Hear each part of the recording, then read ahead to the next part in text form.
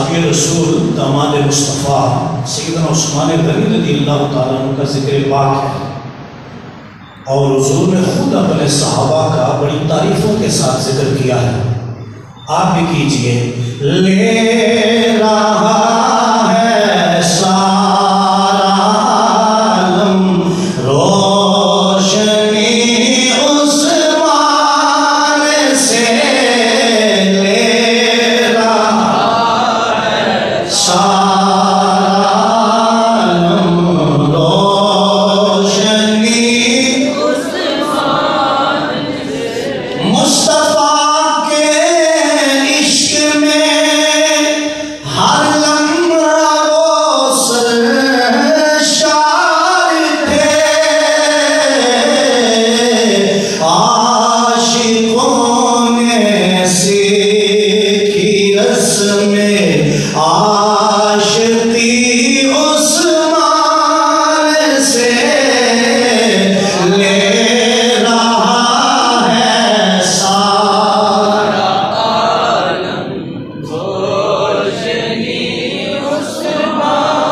سب کی آواز ہے اونچی آواز سے تو کیا ہی بات ہو۔ لے رہا ہے سارا عالم روشنی عثمان سے، ہے میرے پیارے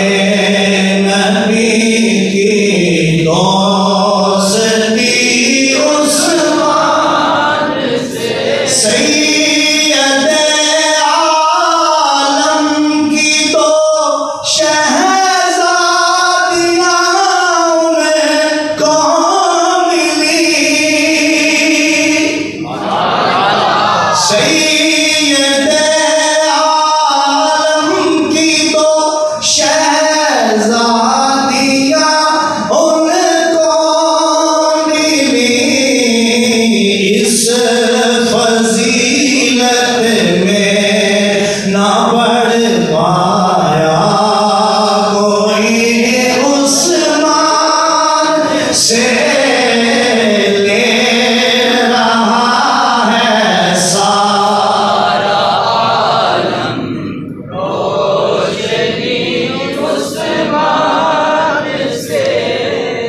امام الانبیاء صلی اللہ تعالیٰ علیہ وآلہ وسلم کے غلاموں،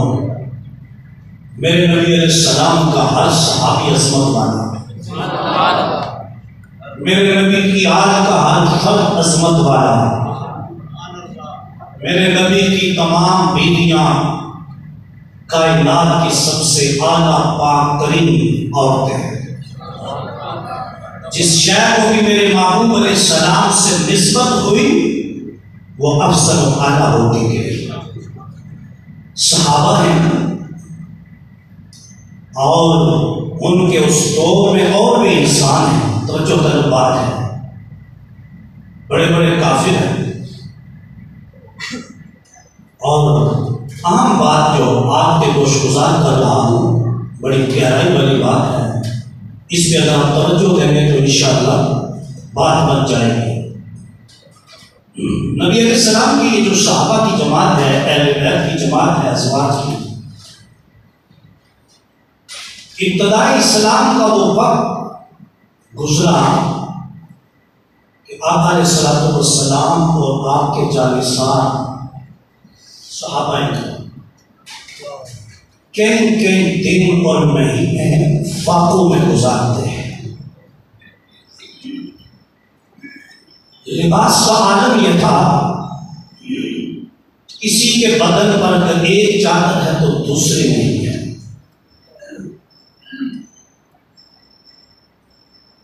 اور سب سے پہلے جو مدرسہ میرے نبی علیہ السلام نے قائم کیا اس کا نام ہے صفہ۔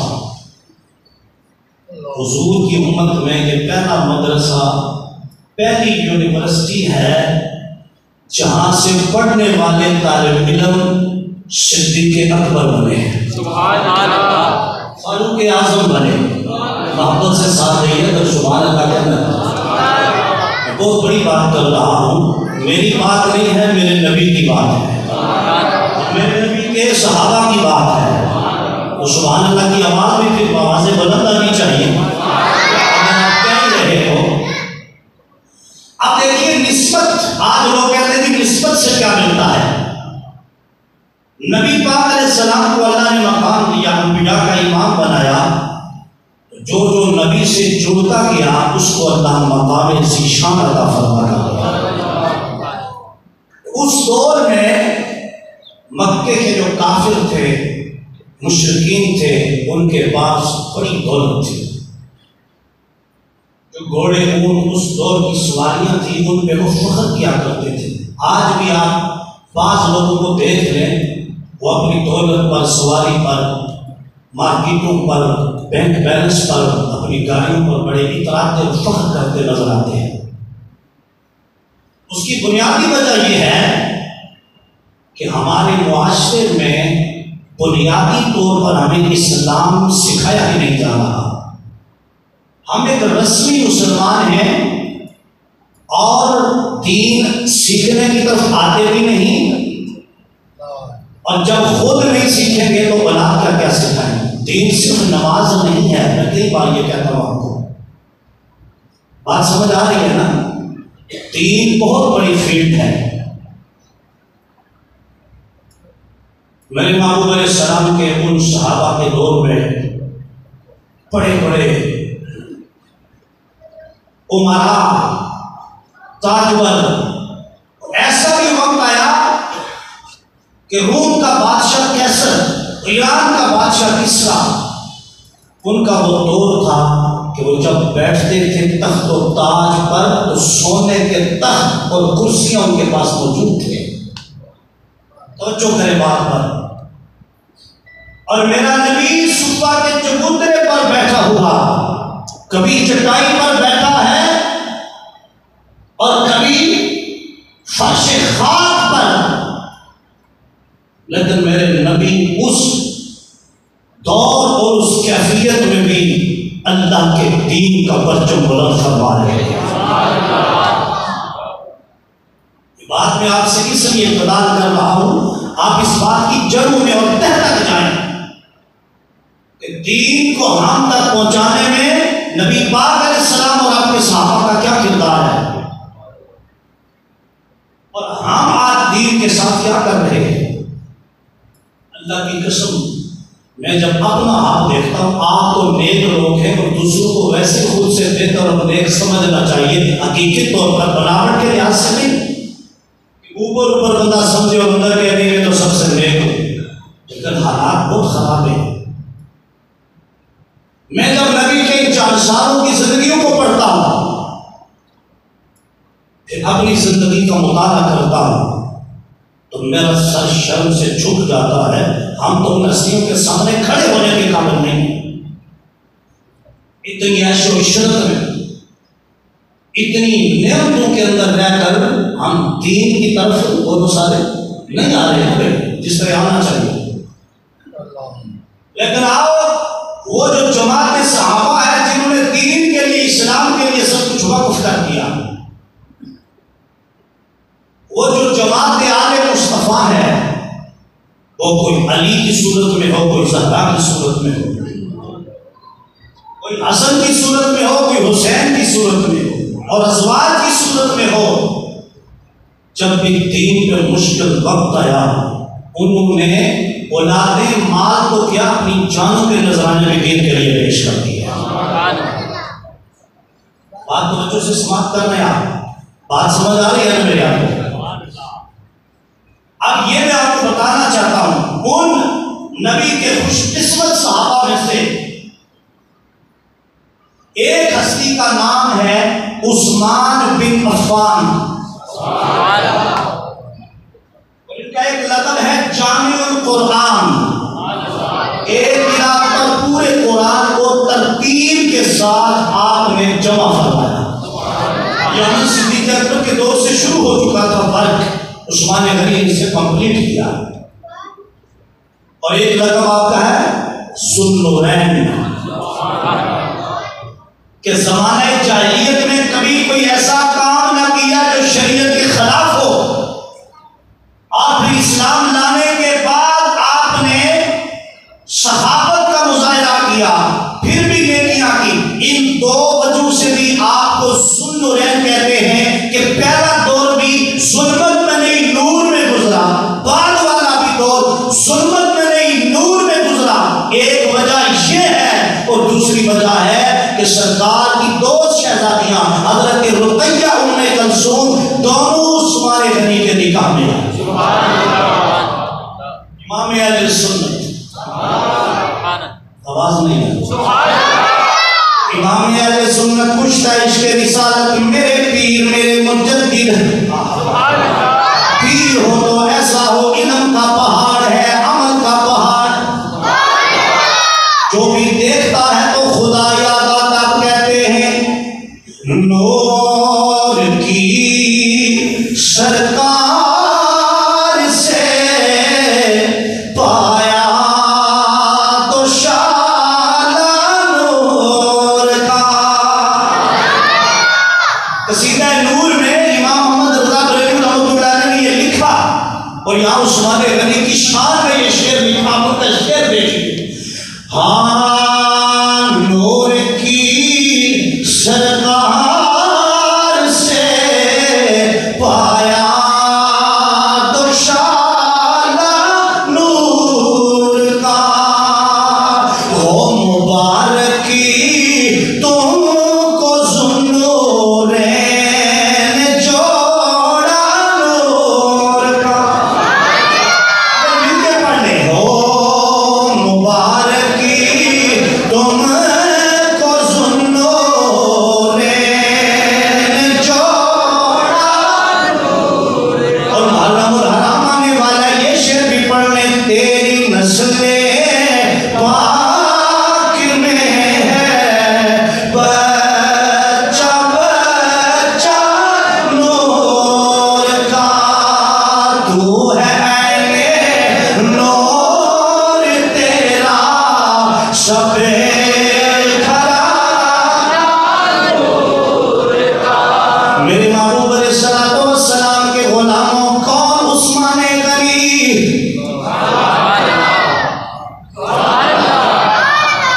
ایک بار پھر آؤ تمہیں بتاتا ہوں جو مصطفیٰ کریم علیہ الصلوۃ والسلام کے دوہرے داماد بنے. کئی بار میرے نبی سے عثمان غنی نے خود جنت کو خریدا. میں قربان جاؤں آپ کے قدموں کے ساتھ لگنے والی خاک کے ان ذروں پر جو عثمان غنی کے جوتوں کے ساتھ نالین کے ساتھ مس ہوتے رہتے. ارے نبی کے صحابہ کا مقام کیا ہے؟ والعادیات ضبحا فالموریات قدحا فالمغیرات صبحا. اللہ فرماتا ہے میرے نبی یہ جو تیرے صحابہ ہیں جب یہ میدان میں اتر کر کفار سے جہاد کرتے ہیں, جہاد کرتے ہوئے کافروں کے ساتھ میرے پیغمبر یہ جو ان کے گھوڑے ہیں اور ان کے گھوڑوں کے جو کھر ہیں اور ان کے کھروں کے ساتھ جو مٹی لگتی ہے, ان کے کھروں کے ٹاپوں کی جو آواز اٹھتی ہے اور زمین سے وہ مٹی جو اٹھتی ہے, اللہ اس اٹھنے والی مٹی کی قسم بھی قرآن میں اٹھاتا. آج لوگ کہتے ہیں بھائی نسبت سے کیا ملتا ہے؟ ہم اسی لیے دنیا کو دعوت فکر دیتے ہیں کہ ولیوں کا ادب کیا کرو, مسجد کے امام کا حیا کیا کرو, منبر پہ بیٹھنے والے کا حیا کیا کرو. تم عمر میں بڑے ہو یا چھوٹے ہو ادب کے دائرے میں رہ کے بات کرو. اس لیے اس مصلی اور منبر کو نسبت میرے مصطفیٰ سے اپنی چودراہٹ کو درمیان میں مت لاؤ. تمہارے پاس کوٹھی گاڑی پیسہ ہے اسے اپنی جگہ رکھ کے آؤ.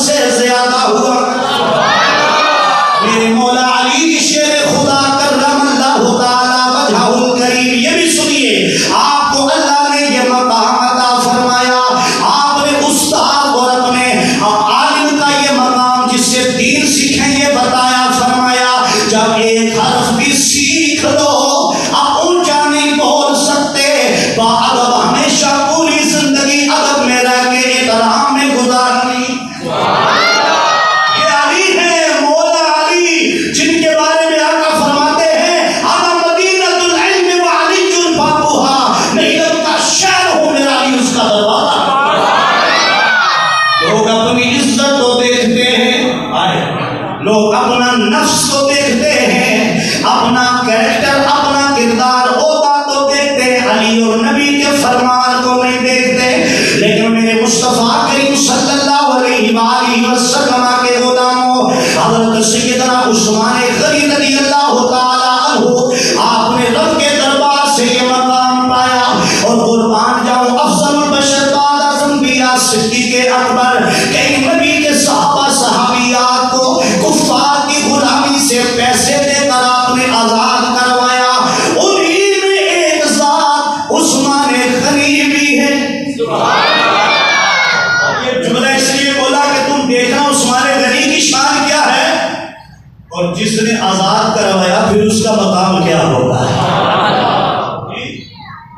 لے رہا ہے سارا عالم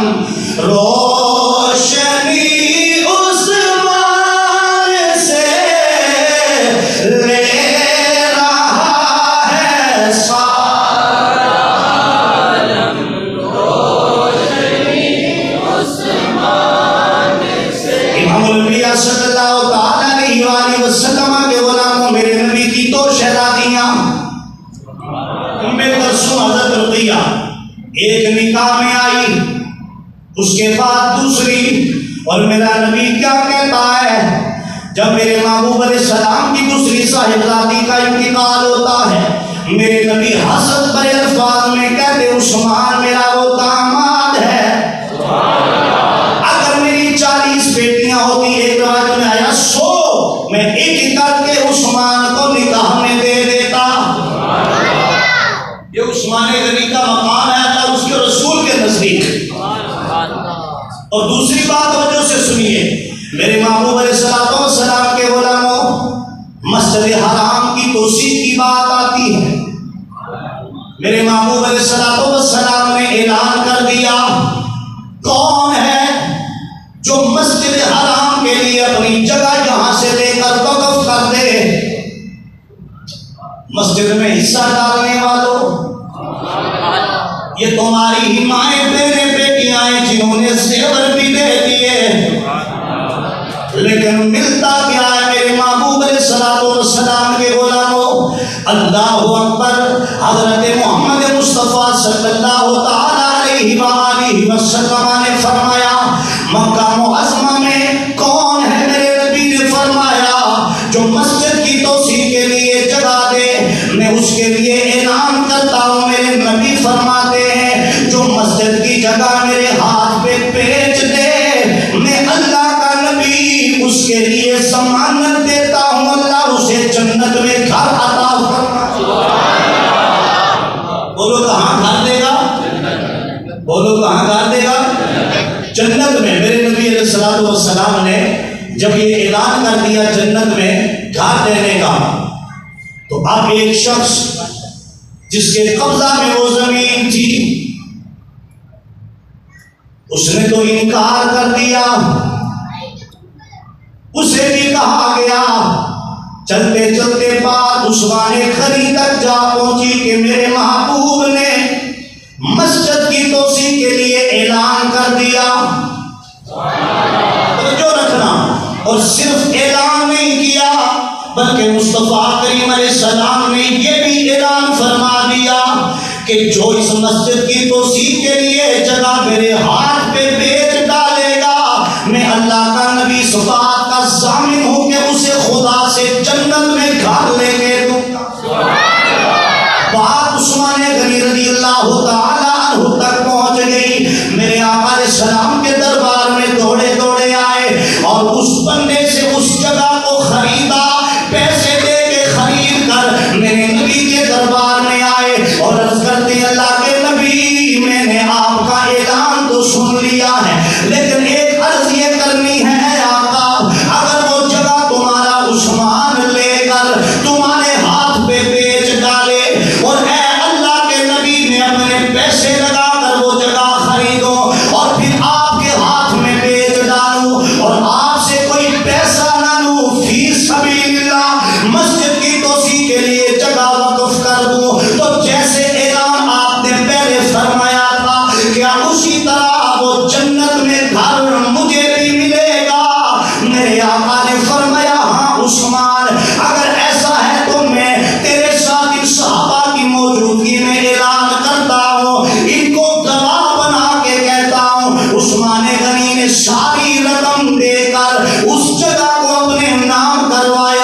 اور پھر دربار مصطفیٰ میں آ کے عرض کی اے اللہ کے نبی جگہ میں نے خرید لی ہے اب آپ پہ سپرد کرتا ہوں مسجد کی توسیع فرمائیے میرے نبی نے فرمایا میرے پیارے عثمان صحابہ گواہ ہیں تم نے مسجد کی توسیع کے لیے جگہ لے کر میرے ہاتھ پہ بیچ ڈالی ہے اب یہاں خدا کا گھر وسیع ہو جائے گا تیرے لیے جنت میں خدا نے گھر بنا دیا ہے میں مصطفیٰ تجھے ضمانت بھی دیتا ہوں اور سند بھی دیتا ہوں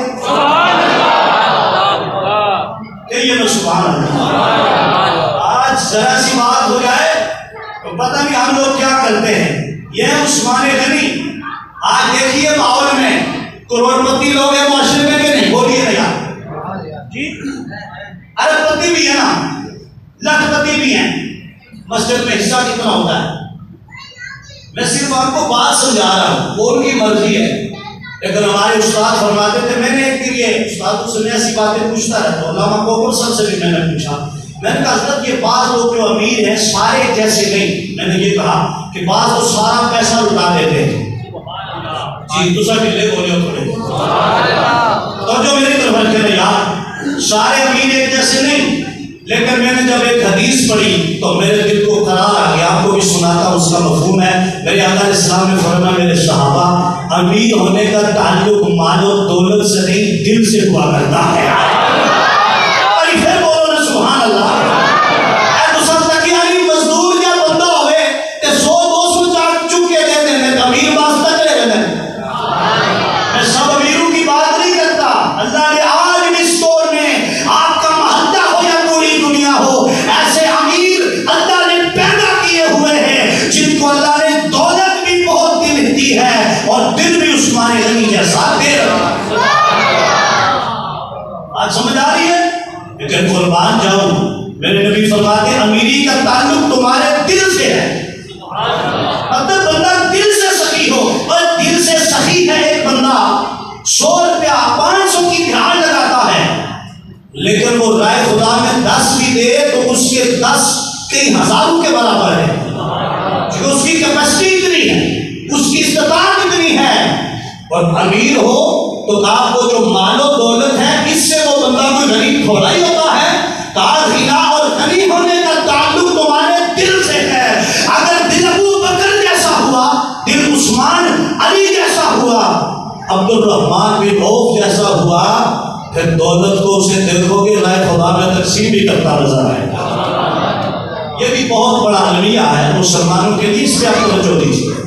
اور اسے اپنی زندگی میں داخل کیجیے آج عثمان غنی کے حوالے سے یہ جو بات آپ سن رہے ہیں اس کو دل میں جگہ دیجیے اور اس کا ایکسپیرینس کرنا تجربہ کرنا پریکٹیکلی لائف کو عثمان غنی کی سیرت کے سانچے میں ڈال کے چھوڑنا لے رہا ہے سارا عالم روشنی عثمان سے کون کون بولے گا لے رہا ہے سارا عالم روشنی عثمان سے اللہ اکبر میرے محبوب علیہ السلام کے غلاموں پھر جگہ کی توسیع ایک بار میرے محبوب علیہ السلام نے ایک اور اعلان فرمایا میرے نبی فرماتے ہیں کون ہے جب مسلمانوں نے صحابہ مہاجرین انصار نے ہجرت فرمائی نا مدینہ شریف پہنچے تو مدینہ کا جو پانی تھا اس وقت تو وہ پینے کے لحاظ سے لذت میں اتنا خوش ذائقہ نہیں تھا میرے محبوب علیہ السلام نے اعلان کر دیا کہا کون ہے جو یہ جو کنواں ہے پانی کا لے کر مسلمانوں کے لیے وقف کر دے حضرت عثمان غنی رضی اللہ تعالی عنہ کو خبر ہوئی بولیے نا سبحان اللہ اور ایک ایسا شخص جو زمانے جاہلیت میں عثمان غنی کا دوست تھا سیدنا عثمان غنی رضی اللہ تعالی عنہ اس کے پاس پہنچ گئے اور جہاں کہ اسے کہتے ہیں یار یہ جو پانی کا کنواں ہے نا یہ مجھے نہیں دے دیتے ہو یہ اور ادھر حضور علیہ السلام نے اعلان کر دیا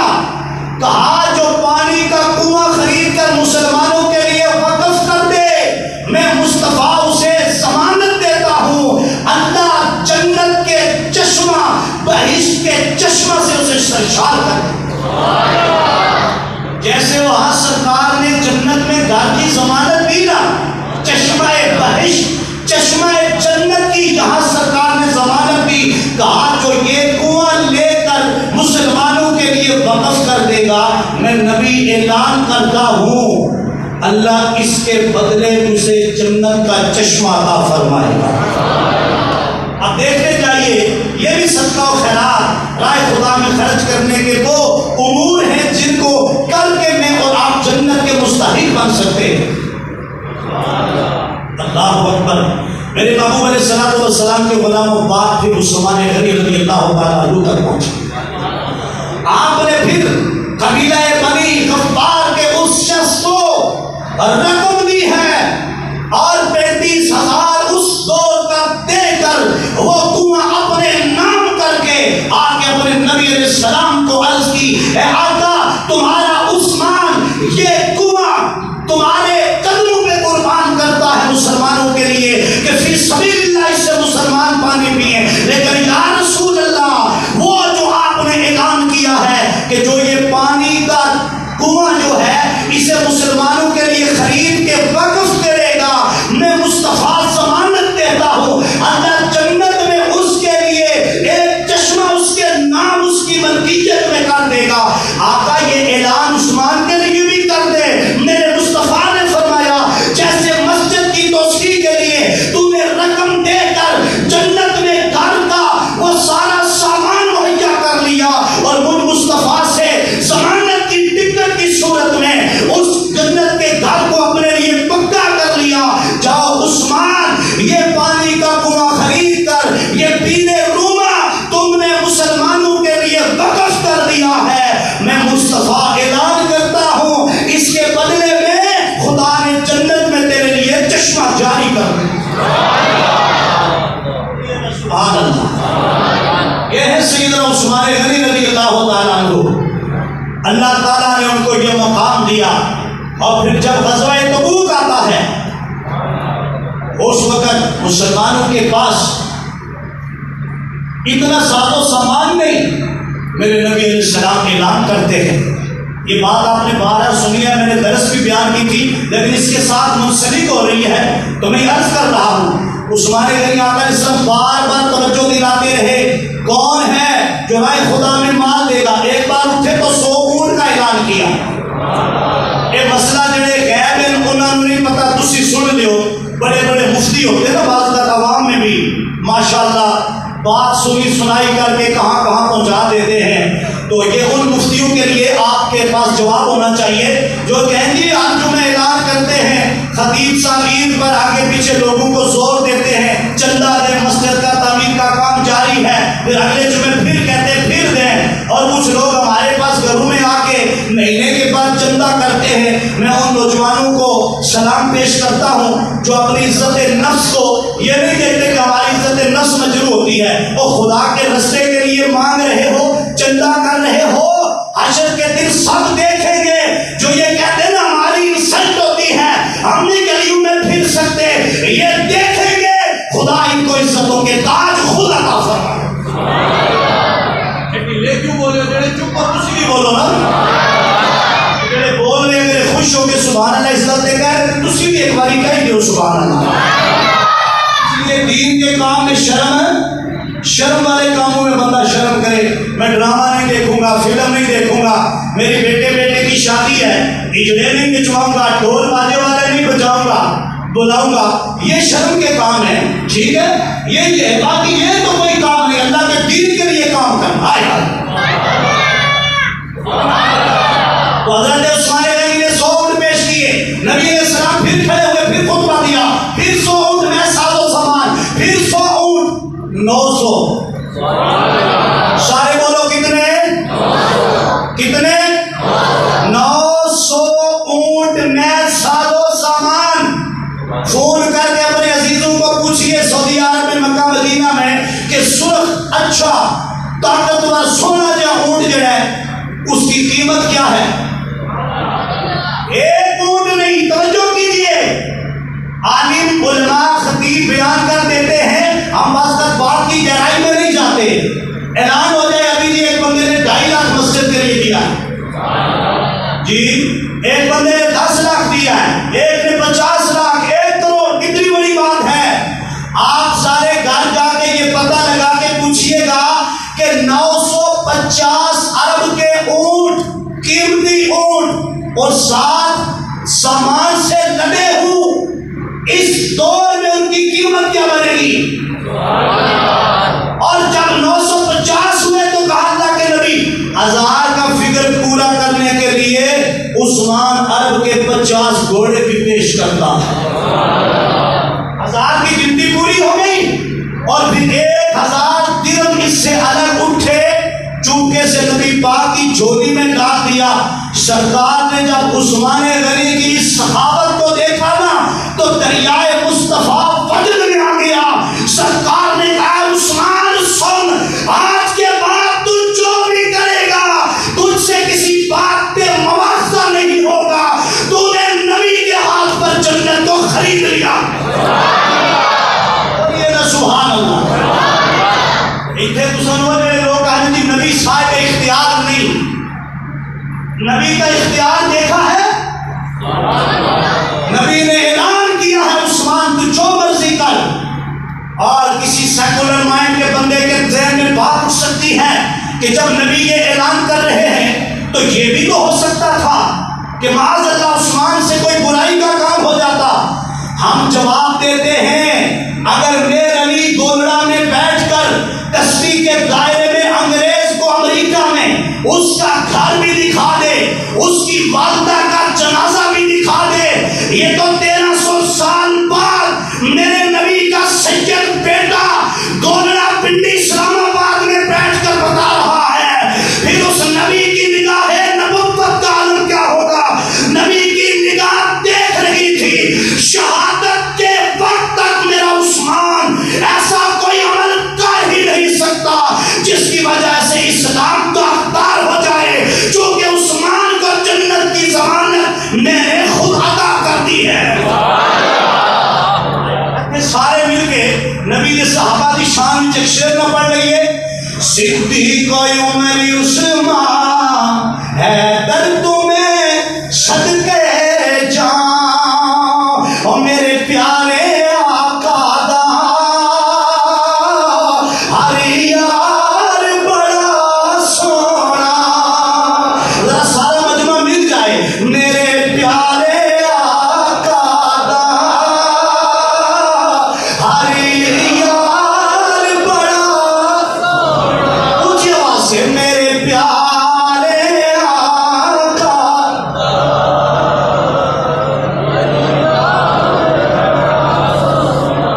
امام سیوطی نے تاریخ الخلفاء میں لکھا سیدنا عثمان غنی ممبر پہ چڑھے، مسجد نبوی ہے، توجہ ہے سب حضرات کی، مسجد نبوی ہے، خطبہ دینے عثمان غنی کھڑے ہوئے، خطبہ دینے لگے۔ میرے محبوب علیہ الصلوۃ والسلام کے غلام ایک شخص جس کا نام تھا جہ غفاری کھڑا ہوا، عثمان غنی کے ہاتھ میں جو عصا تھا نا، جو خطبہ دیتے ہوئے خطیب ہاتھ میں پکڑتے ہیں، اسے دل کے کانوں سے سنیے، وہ عصا لیا، توجہ ہے نا سب کی، سبحان اللہ کہہ دیں ایک بار، توجہ ہونی چاہیے نا جو میں بیان کر رہا ہوں، اس پہ توجہ سے سنیے۔ حضرت سیدنا عثمان غنی رضی اللہ تعالیٰ مسجد کے ممبر میں خطبہ دے رہے ہیں، اور یہ جہ غفار نامی شخص جو ہے، جہ غفاری کھڑا ہوا، عثمان غنی سے وہ عصا لیا اور بے ادبی کر کے عثمان غنی کا بغض دل میں رکھتا تھا، اسے توڑ ڈالا۔ عثمان غنی علم و حیا کی وجہ سے، صبر کی وجہ سے اس سے کچھ نہ بولے۔ پھر وہ وقت آیا میرے مسلمان بھائیوں کہ اس شخص کے ہاتھ کو کینسر ہو گیا اور اس کا ہاتھ گل سڑ گیا اور سارا ہاتھ اس کا بدن سے جدا ہو گیا اور وہ ہاتھ اس کی بازو سے گر پڑا۔ یہ عثمان غنی کی بد دعا نہیں تھی، بلکہ عثمان غنی جس ممبر مصطفیٰ پر بیٹھ کر میرے نبی کا خطبہ دے رہے تھے، میرے نبی کا پیغام مسلمانوں کو دے رہے تھے، نبی کے ممبر پہ بیٹھے ہوئے اس خطیب و امام کی جب وہ شخص بے ادبی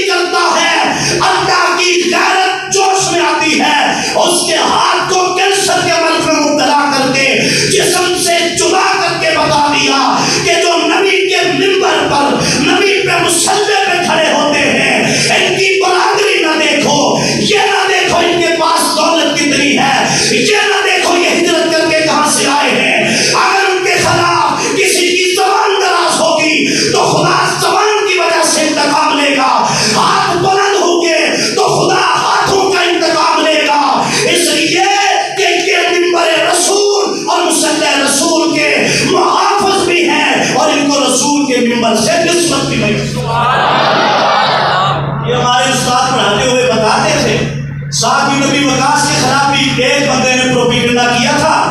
فاروق اعظم کے دور میں سازش اور شکایت کی اور فاروق اعظم جناب میں آئے, تحقیقات شروع کی. ایسے نہیں بات, ہمارے بعض لوگ ہوتے ہیں نا جو آیا دکانوں میں محفل میں بیٹھ کے جو بات آئی چڑھ دی. بھئی آپ جس بندے کے لیے کوئی بات سن رہے ہو, کیا آپ مسلمان نہیں ہو؟ آپ نے نبی کا کلمہ نہیں پڑھا؟ کیا آپ کو 20, 30, 50, 70 سال میں یہ بات سمجھ نہیں آئی کہ پیٹھ پیچھے باتیں کرنا غیبت اور بہتان اور چغلی ہے؟ کیا آپ کو یہ بات سمجھ نہیں آتی کہ جو بات ہم کر رہے ہیں کہنے والا فاسق ہے, نیک ہے, اس کی بات ہم پر بھی ہے یا نہیں؟ تو میرے مسلمان بھائیوں, آج لوگ یہ نہیں دیکھتے, لیکن نبی نے جس عثمان کو دل سکھایا ہے وہ خود تو چپ رہے, خدا نے عثمان کا بدلہ لے لیا ہے. ہم نے وہ لوگ بھی زندگی میں دیکھے ہیں. اب وہ تو عثمان غنی ہے اس دور میں جنہوں نے اولیاء اور علماء کے خلاف کیا. وقت رضا آیا تو کئی مہینوں ایسے عذاب میں گرفتار ہوئے کہ چارپائی سے گز اوپر ان کا جسم اچھلتا کودتا لوگوں نے دیکھا ہے. اس ممبر رسول میں, مسلح رسول میں اور نبی کے دین میں اتنی پاور ہے, دیکھتے نہیں ہو کہ فرعون موسیٰ کے مقابلے میں آیا, دیکھتے نہیں ہو نمرود لاکھوں کی فوج لے کے دولت لے کے ابراہیم کے مقابلے میں آیا, دیکھتے نہیں ہو سگے بھائیوں نے یوسف کو کنویں میں ڈالا, دیکھتے نہیں ہو لوگوں نے یوسف کو جیل میں ڈالا, دیکھتے نہیں ہو ابو لہب اتبا شیبہ نے مصطفیٰ کے ساتھ کیا کیا, طائف والوں نے کیا کیا, اور شب ابی طالب کی گھاٹی میں اس دین کی خاطر میرے مصطفیٰ کو 20 سال قید میں رکھا گیا. لیکن تم دیکھتے نہیں ہو, ان سب کے نام بھی مٹ گئے, کام بھی مٹ گئے, نشان بھی مٹ گئے, دین کا ڈنکا آج بھی بج رہا ہے, قیامت تک بجتا رہے گا. مصطفیٰ کا ذکر آج بھی ہو رہا ہے, قیامت تک ہوتا ہے.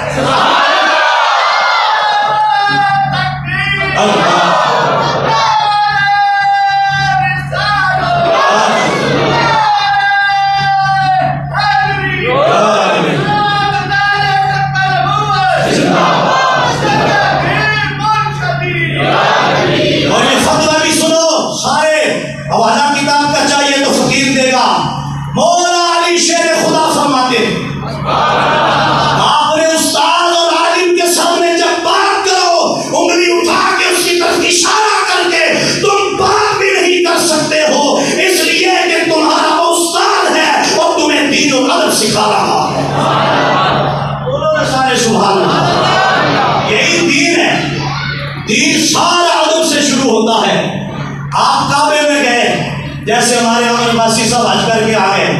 تو کعبے میں حج کر کے آگئے, لیکن کعبے کا احترام نہ ہو, بولو حج فائدہ دے گا؟ نبی کے روزے پہ گئے ہو, مدینے کا احترام نہ ہو نبی کا, تو کچھ فائدہ دے گی آخری؟ قرآن پڑھتے ہو, پورے دن آپ نے 30 پارے صبح بیٹھے شام تک مکمل کر لیے,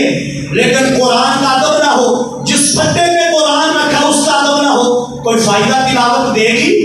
نماز پڑھنے مسجد میں آتے ہو, اگر اس مسجد اور امام کا ادب نہ ہو تو نماز کیا دے گی؟ اس لیے میرا پیر کہتا ہے تسبیح بھی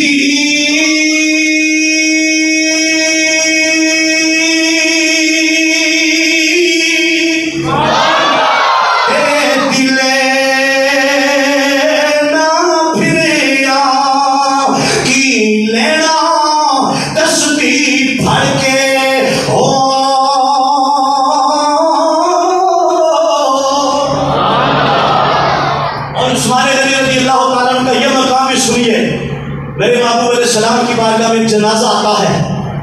اللہ اکبر کہ یہ سارے سبحان اللہ, کیا شان مصطفیٰ ہے مسلمانوں. جنازہ حضور کی بارگاہ میں آیا اور نبی علیہ السلام نے فرمایا میرے صحابہ تمہارا نبی یہ جنازہ نہیں پڑھے گا. یا رسول اللہ ہوا کیا ہے؟ نمازیں پڑھنے والا ہے, روزے رکھنے والا ہے, تسبیحاں پڑھنے والا ہے. کہا تم اسے یہ دیکھ رہے ہو, میں اس کے دل میں اپنے عثمان کا بغض دیکھ رہا ہوں, لہذا جس کے سینے میں میرے پیارے عثمان غنی کا بغض ہو نبی اس کا جنازہ نہیں پڑھائے گا. یا کیا شان عثمان غنی ہے. میرے محبوب علیہ السلام کے غلاموں کئی بار جنت کو خریدا، لیکن اس کے باوجود عالم یہ ہے کہ جب قبر کے کنارے کھڑے ہوتے ہیں، ہائے ہائے زاروں کی دھار روتے ہیں، صحابہ کی جماعت ساتھ ہے، اتنے روئے کہ آنسو سے داڑھی مبارک تر ہو گئی، زمین پر آنسو گرے. ایک صحابی دامن تھام کے عرض کرتے ہیں، اے داماد مصطفیٰ، اے جنت کے مالک عثمان، سمجھ نہیں آتی تم اتنا تذکرہ جہنم کا ہو تو نہیں روتے ہو جتنا قبر کے کنارے کھڑے ہو کے روتے ہو. جواب دیا، اور جماعت صحابہ میرے دوستو، میں نے نبی علیہ السلام سے سنا ہے کہ یہ قبر آخرت کی منزلوں میں سے پہلی منزل ہے جس سے یہاں آسانی ہو گئی. اس منزل کو جس نے آسانی کے ساتھ گزار دیا وہ قیامت کے دن بھی آسانی کے ساتھ قیامت کا دن گزار دے گا. عثمان کو خبر نہیں کہ عثمان کے ساتھ یہ قبر کیا کرے گی، اور نبی فرماتے ہیں کہ قبر یا تو جہنم کے گڑوں میں سے ایک گڑا ہے یا جنت کے باغوں میں سے ایک باغ ہے. مسلمانوں سوچو، جنہوں نے کئی بار جنت حضور کے خریدی، اس عثمان کا یہ عالم ہے، ہمارا کیا حال ہونا چاہیے؟ آج جتنے بھی امت میں فتنے ہیں، میں آپ کو چونکہ ہمارا ٹائم ہونے والا ہے، انشاءاللہ ٹائم پہ نماز جمعہ پڑھیں گے، میں آپ کو ایک تاریخی آفاقی پیغام دینے لگا ہوں، سارے سبحان اللہ کہیے. عثمان، چونکہ میرے پاس بہت حدیثیں واقعات میرے سامنے کھلے پڑے ہیں، میں سب یہاں پہ چھوڑ رہا ہوں، وقت ہو جائے گا. آخری بات پہ اتفاق کرتے ہیں. سوچئے عثمان غنی ہیں 3 بار، بعض علماء نے اس سے زائد بار لکھا کہ نبی سے جنت خریدی، اور عشرہ مبشرہ جو 10 صحابہ تھے جن میں نبی نے جن کو جنت کی بشارت دی، ان میں عثمان غنی سارے فہرست ہیں.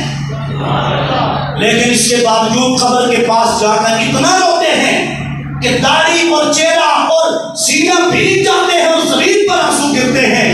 آج اس قبر کو ہم نے خاموش کر دیا. آج جب مسلمان دودھ میں ملاوٹ کرتا ہے، سود کا کاروبار کرتا ہے، جب آج ماں باپ کی بےادبی کی جاتی ہے، آج جو مسلمان نماز نہیں پڑھتے، آج جو مسجد کو آباد نہیں کرتے، آج جو ہمارے گھروں میں ٹی وی چل رہے ہیں لیکن قرآن بند پڑا ہے، یہ سب کچھ اس لیے ہو رہا ہے میرے بھائیوں، ہم نے قبر کو فراموش کر دیا ہے. آئیے اس قبر کو یاد کیجئے. میں نے بھی اور آپ سب نے اس قبر میں پہنچنا ہے. خدا کی عزت کی قسم، مرنا ہے ایک دن، ہمیشہ نہیں رہنا. اس مرنے کی تیاری کیجئے. اور ایک شعر دعوت فکر دے کے میں آخر پہ پڑھ کے گفتگو ختم کر رہا ہوں. میں قبر میں میت ایک دن اترنی ہے ضرور، جیسی کرنی ویسی بھرنی ہے ضرور. کھڑے ہو جائیے. موبائل